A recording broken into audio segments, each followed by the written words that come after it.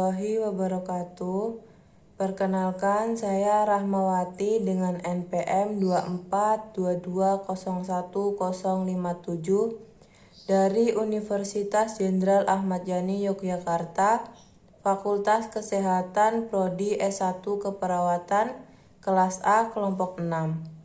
Di sini saya akan menggambarkan dan menjelaskan tentang sel peta buta. Selamat menyaksikan.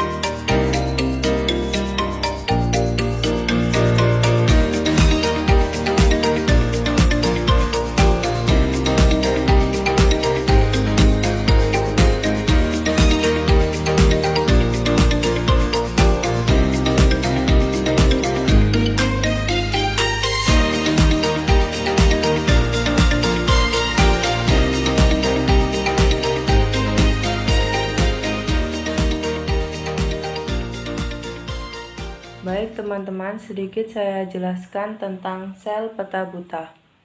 Yang pertama, di sini ini dinamakan vesikel pinositotik. Vesikel pinositotik berfungsi dalam proses transfer molekul dari luar ke dalam sel yang berbentuk cairan. Yang kedua, di sini dinamakan dengan lisosom. Lisosom merupakan organel sel dalam bentuk kantong membran yang mengandung enzim hidrolisis yang berguna untuk mengendalikan pencernaan intraseluler.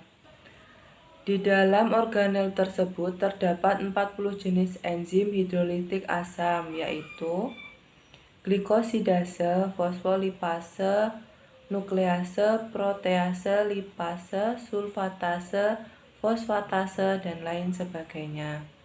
Adapun fungsi utama lisosom yaitu fagositosis, endositosis, dan autofagi. Dan yang ketiga di sini ini dinamakan vesikel Golgi. Vesikel Golgi merupakan salah satu organel yang terdapat pada sel makhluk hidup yang terdiri dari cairan tertutup oleh membran lipid bilayer.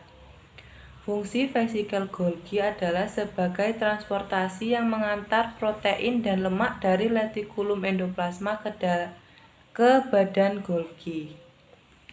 Yang keempat di sini ini dinamakan retikulum endoplasma. Retikulum endoplasma merupakan organel yang berfungsi sebagai tempat pelipatan protein.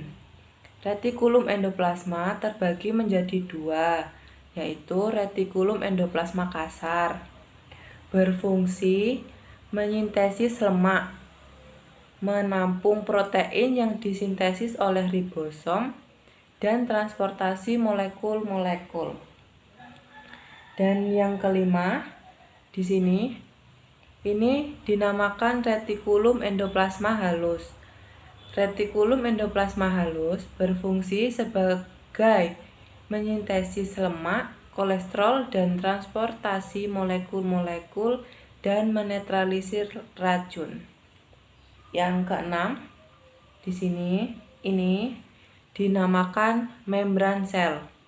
Membran sel berfungsi dalam mengatur masuk dan keluarnya zat dari sel.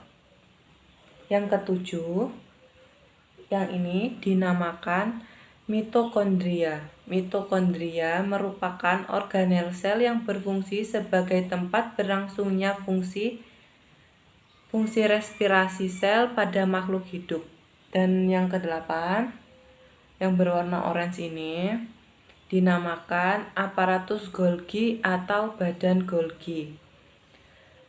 Organel yang dikaitkan dengan fungsi ekskresi sel dan dapat ditemukan di semua sel eukariotik dan terdapat fungsi ekskresi.